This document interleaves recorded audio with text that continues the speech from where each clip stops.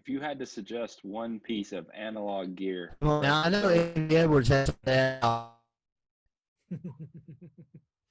if you had to suggest one piece of analog gear for us to throw at these kids so they get used to using an actual piece of analog gear, because most of it's too expensive for us to get our grubby little paws on, what would you recommend and why?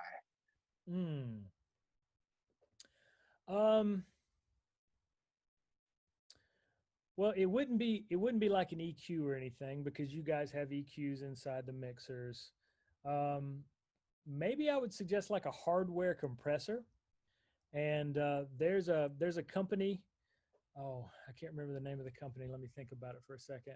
Um, I know the name of the compressor. The name of the compressor is really easy to remember. It's called the RNC, the really nice compressor. Um, Let me. Uh, I'm on online. I'll look real quick.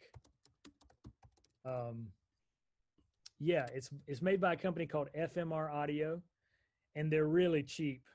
I mean, I'm looking right now. I think you can get them for $185, $199. But the thing about it is the name is correct. It really is really nice. And if you wanted to get your students used to understanding the concepts, what the sonic characteristics of compression is, that would probably be it. And it would come in handy because, there's been lots of times when I've had an RNC strapped on the mix bus whenever I'm doing like a middle school or a high school play, because I'll put it on the mix bus and use it across. So you can use it more than just in your teaching capacity. You could use it for other events that may take place on the campus. The downside to the really nice compressor is that it utilizes a wall wart. And that's the reason why it's kind of not considered completely professional, but more prosumer. But I know a lot of pros that have a really nice compressor in their setup. I've got one of them that I use all the time. It's a really nice, subtle compression, but if you push it, you can create some of that pumping effect and kind of get some of that grime and grit that our students like in some of that pop music that they listen to these days. You can get a vocal to really pop the way a lot of the songs that they listen to today sound. And so I would probably suggest the RNC. That would be on the top of my list. I have a question as a middle school teacher.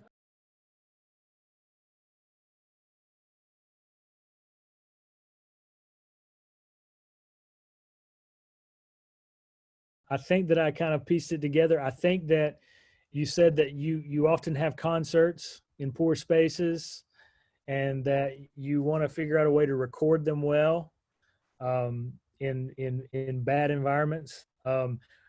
Probably the other aspect of what you're doing is a lot of times I would assume that some of those band and those performances are being amplified into the space as well through a PA, which creates its own set of havoc as well.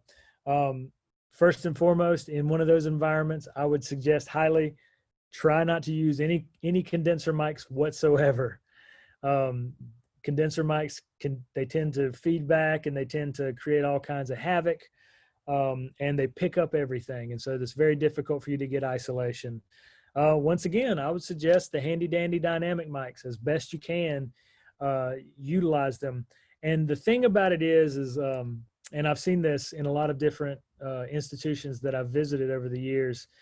Um, you know, when a state or a district they get some money for an arts program, they contact this vendor or that vendor, and the vendor puts together a package, and they come out, and it's a shame, but a lot of times a lot of the items in the package aren't really that useful to your program, and that's kind of I see it as an exploitive thing. That's something else that we can help you guys with. If you ever come across a situation where you say, Charlie, we've got a little bit of a budget here. This is what we want to achieve. Will you give us some guidance on how we can do it?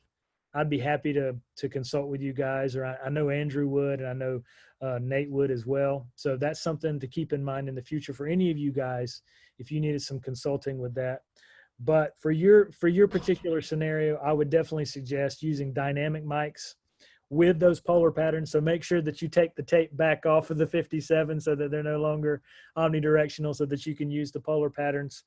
You want to use cardioid patterns, hypercardioid patterns, and supercardioid patterns. Let's say it's a school play. Sometimes we've recorded school plays. You'd be surprised at this, but I would record the band in the pit using dynamic mics, but then instead of putting lavaliers on all the actors, they may have the lavaliers on for the playback system in the room. But what I found sometimes is just get one of your students and give them a shotgun mic. Now, this is only for the recording process, right? And so the whole time your student is at the edge of the stage, kind of staying down low, and whoever's speaking, he's pointing the shotgun mic at. Yeah. And so that's very similar to a boom operator in television production. And that shotgun microphone, the reason why the shotgun microphones are what they are is because of the polar pattern. They have what is called a hypercardioid pattern. So instead of having the nice, round heart shape, it's more like a dagger. And so that dagger comes straight out the beginning. And so, 10, 12, 15 feet away, you can take that shotgun mic and you can point at the actors on the stage when you're trying to capture dialogue for the recording. I wouldn't suggest sending that microphone to the house, but yes, if you're recording, I've had some success using a shotgun mic that way. I was just curious what placement that you would use and distance wise if you're trying to record that band with those dynamics in like a gymna-torium or cafe gymna-torium or whatever, XY decatree style. What would you? A decatree actually would be kind of fascinating, but I'm afraid that in a gymna-torium it might be a little bit too much. Probably an XY or what's called an ORTF. An ORTF is kind of a different stereo variation. So you got the XY that where the capsules are doing this. The ORTF is opposite. So you've got them out like this, and the distance between mic right and the distance between mic left is about 17. What is that? 17 centimeters, I guess. I always get that confused because I've lived in Europe so long. Centimeters or inches, I can't remember. I don't think that's 17 inches. I'm pretty sure that's 17 centimeters. It's centimeters. Yeah. Yep. I love me some ORTF. Yeah. So somewhere around there, I would suggest trying the ORTF. And then, but before you set it in place, definitely you want to listen to the band, because there may be somebody in that band that's just so much louder than everybody else. And then you want to tuck that guy as far back as you can to kind of balance it out. And as best you can, try to find the spot in the room where it's the most balanced, where it achieves the most. Obviously, you probably want your mic set up to avoid corners, because corners tend to have a lot of bass buildup in them. All right. And so, but unfortunately, a lot of times mixing boards, they put them off into one side of the room or the other, not in the center position where they would be the most beneficial. So sometimes you don't have a choice with that. But, with dynamic mics, I would suggest, probably 10 to 20 feet out, you probably get something decent. And but that it may have too much room and you may need to move it closer. And if you do, then you may want to employ some what's called high pass filters. High pass filters takes away a lot of that low rumble buildup that takes place in your mics. And that's once again a result of the proximity effect as a result of the directionality of those dynamic mics. But I would start there in that figure, somewhere 10, 15, 20, just in that range, and see what you can find. And definitely, you may aggravate the band director, or in your case, you may be the band director, so you can do what you want. But if it's a separate band director, try to space the instruments out so that it works with the recording as best it can. And I love the fact that we got some ORTF fans in here. That's great. ORTF's one of my favorite miking configurations as well.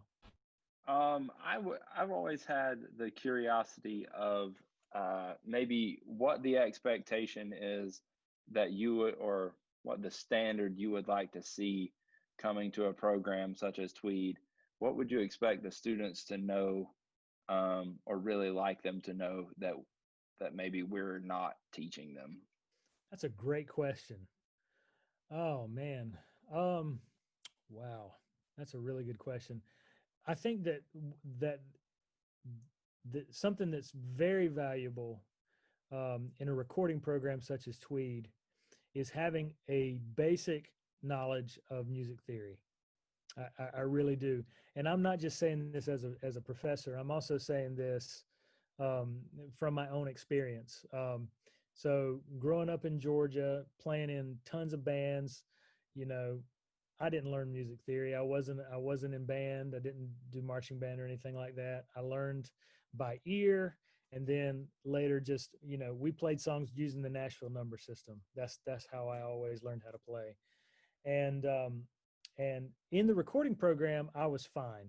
You know, I picked up on all the technical aspects of my degree program, great. But then when I got the job in New York City, and then we started recording movie scores and jingles for television commercials and things like that. And you know, it was my job to keep track of where we were in the song.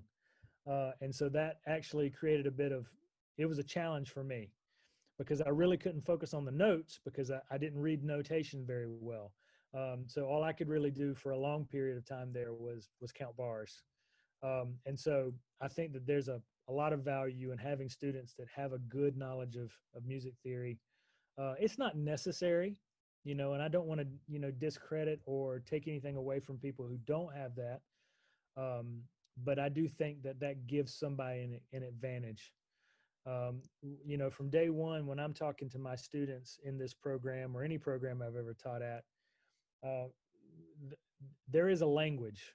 We're learning a new language when we're talking about music production. And the language not only helps us as individual engineers and producers talk to one another, but then there's a second language, which is music theory, where, you know, if you're in the middle of a tracking session, you know, it's much easier for me to turn around now and say, hey, you know, what are you guys really strong on that ostinato part? Or should we, you know, can we consider something else there? You know, if I didn't have the music knowledge that I have, you know, I wouldn't be able to communicate as well with my clients. And so I think focusing on the music theory is a huge one. The technical stuff, it'll come. But definitely, you know, music theory is a great one. And I say this because there are certain, you know, certain classes I've taught in the last 5 or 6 years where not a single one of my students, and this is in a college, not a single one of my students knew anything about music theory. And so what it did is it slowed down my process when I started talking about concepts such as frequency. Why is that important? Because frequency is pitch. And when we talk about pitch, then we start talking about, you know, 440 is A, and so on and so forth. And they're like, well, I don't know what that means. So then I have to stop and I have to get out a little keyboard controller and show them, you know, the basic components of a major chord and a minor chord and stuff like that. So yeah, if you guys send us students that already have a deep knowledge of that, then we're going to be able to rock and roll pretty fast.